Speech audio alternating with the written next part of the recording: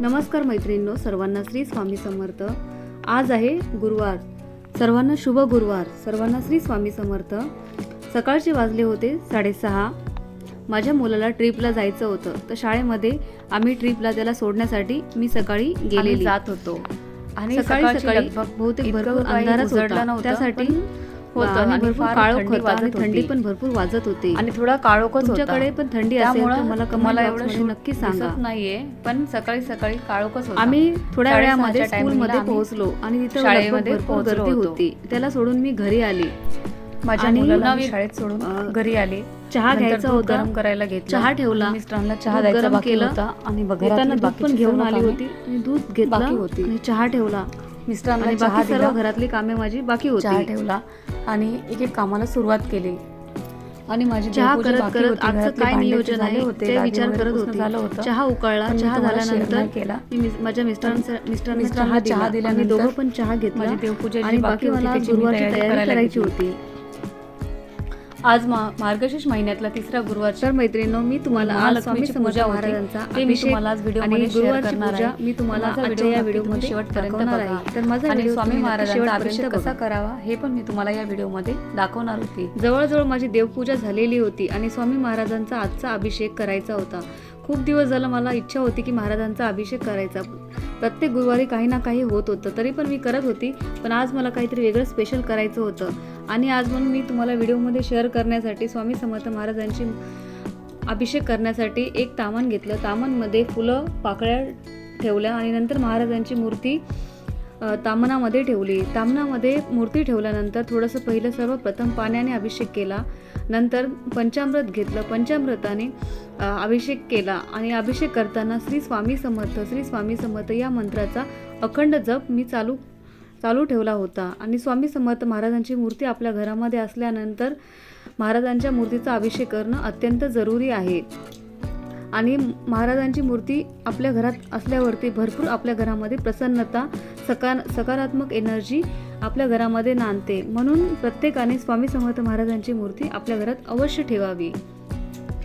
महाराजांना मी पंचामृत, दूध आणि पाणी आणि हळदी, अष्टगंध या सर्वांनी मी महाराजांचा अभिषेक केला आणि ते करताना श्री स्वामी समर्थ या मंत्राचा अखंड जप चालू ठेवला होता। तिसरा गुरुवार होता त्या दिवशी आणि स्वामी समर्थ महाराजांना पुन्हा मी पाण्याने अभिषेक केला। पाण्याने अभिषेक केल्यानंतर महाराजांची मूर्ती छान 108 वेळा मी श्री स्वामी समर्थ म्हणत या मंत्राचा मी जप करत मी महाराजांचा अभिषेक करत होती आणि महाराजांना स्वच्छ धुवून घेतलं, पुसून घेतलं आणि नंतर महाराजांना मी त्यांच्या जागेवरती विराजमान केलं आणि विराजमान केल्यानंतर महाराजांना हिना अत्तर पहिलं सर्व स्वच्छ कपड्यांनी पुसून घेतलं, नंतर महाराजांना हिना अत्तर लावलं व अष्टगंध लावलं।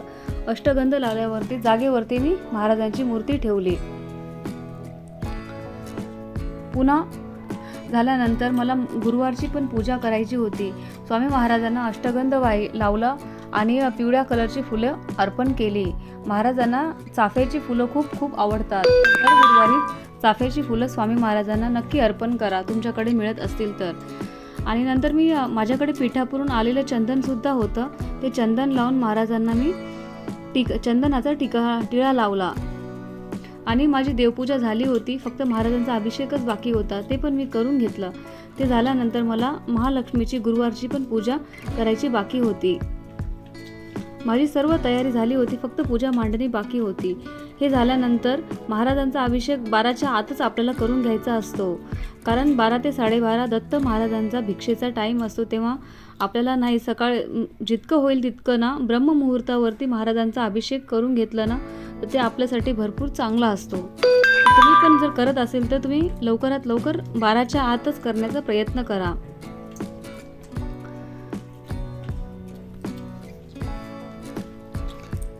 महाराजांना धूप वगैरे लावून ओवाळून घेतलं आणि माझी देवपूजा पूर्ण जवळजवळ झालीच होती। आता मला गुरुवारची पूजा, महालक्ष्मीची पूजा मांडणी करायची होती। सर्व तयारी झाली होती आणि सर्व देवी देवतांना पण माझं थोडं हळदी कुंकू लावून घ्यायचं बाकी होतं आणि ते मी लावून फुलं वगैरे वाहून घेतले। स्वामी समर्थ महाराजांची सेवा करताना महाराजांना पूर्ण मन लावून आपण जेव्हा सेवेमध्ये स्वामी सेवेमध्ये येतो तेव्हा महाराज आपले पूर्ण संकट दूर करतात आणि ते दूर करताना आपल्याला कुठलीही झळ लागत नाही. आणि ते कसं दूर करतात ना, जे स्वामी सेवा करतात ना त्यांना बरोबर माहिती आहे. म्हणून कुठलं आयुष्यामध्ये काही करा न करा पण तुम्ही स्वामी सेवा नक्की करा, स्वामी सेवेमध्ये या. आणि तुम्ही स्वामी सेवेमध्ये आल्यानंतर तुमचे कसे प्रॉब्लेम दूर होतात तुम्ही हे आजमावून बघा. जो करतो ना स्वामी सेवा त्याला या गोष्टीची नक्की प्रचिती येते. तुम्ही पण नवीन असाल तर तुम्ही स्वामी सेवा 11 गुरुवार किंवा महाराजांच्या आरतीला तुम्ही हजर राहून बघा. फक्त तुमचे प्रॉब्लेम नाही सॉल्व्ह झाले तर मला बोला. हे बघा माझी देवपूजा छान झाली होती आणि मला आता समोर पादुका पण ठेवायचे होते. पादुकाची पूजा बाकी होती आणि नंतर मी सर्व रांगोळी वगैरे टाकून घेतली. महालक्ष्मीची पूजेची मांडणी मला करायची होती. छान रांगोळी वगैरे टाकल्यानंतर मी एक चौरंग ठेवला. चौरंगावरती ब्लाऊज पीस अंतरला. ब्लाऊज पीस अंतरल्यानंतर महालक्ष्मी मातेचाच फोटो स्वच्छ मी पुसून घेतला. स्वच्छ पुसून घेतल्यानंतर महालक्ष्मी मातेला हळदी कुंकू वाहिलं. हळदी कुंकू लावून घेतलं. हळदी कुंकू लावून घेतल्यानंतर छान गजरा आणि गुलाबाचं फूल देवीला मी अर्पण केलं आणि अशा प्रकारे मांडणी केली. मांडणी झाल्यानंतर छान त्या कळसाला मुकुट वगैरे लावून घेतला. छान देवीची पूजा मांडणी केली. दिवे वगैरे लावून घेतले आणि मला आता महालक्ष्मीची पूजा करायची बाकी होती. कथा वाचायची बाकी होती आणि थोड्या वेळानंतर मी गुरुवारची कहाणी वाचायला सुरुवात केली. आज 3रा गुरुवार होता तरी पण माझी लवकरच पूजा झाली होती आणि घरात कोणी नव्हतं त्यामुळं मी सर्व लवकर करून घेतलं. मला फक्त आता आरती करायची बाकी होती. आणि गुरुवारची कसं कहाणी आपण ऐकल्याने ना जितकी लवकर पूजा होईल तितकं आपल्या घरामध्ये ना प्रसन्नता सकारात्मक एनर्जी आपल्या घरामध्ये वास करते आणि जितकं शांततेने ऐकलं ना तेव्हा पूर्ण मन त्याच्यामध्ये राहतो. आणि माझी पूजा झाली. कथा वाचून झाल्यानंतर मला देवीला नैवेद्य स्वयंपाक करायचा होता.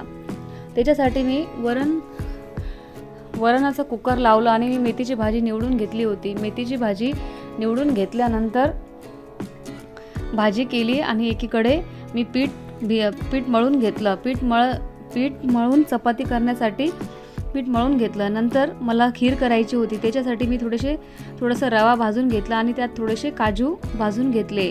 आज गुरुवार होता म्हणून मार्गशीर्ष महिन्यातला 3रा गुरुवार होता म्हणून मला महालक्ष्मीला खिरीचा नैवेद्य असं दाखवायचा होता. त्यासाठी मी हे सर्व तयारी करून घेत होती. रवा भाजून घेतला आणि खीरसाठी दूध उकळायला ठेवलेलं.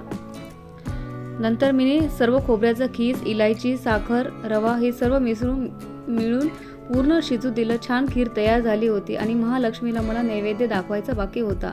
माझी आरती झाली. आरती झाल्यानंतर मी महालक्ष्मीला नैवेद्य दाखवला आणि नंतर मला संध्याकाळी स्वामी महाराजांच्या आरतीला मला जायचं होतं. दर गुरुवारी मी आरतीला जाते तर त्या दिवशी पण मला जायचं होतं. त्यासाठी मी स्वामी महाराजांच्या आरतीला मी गेली.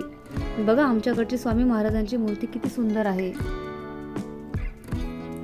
हा व्हिडिओ तुम्हाला कसा वाटला? जर तुम्हाला हा व्हिडिओ माझा आवडला असेल तर माझ्या व्हिडिओला लाईक करा, शेअर करा आणि सबस्क्राईब करा. श्री स्वामी समर्थ.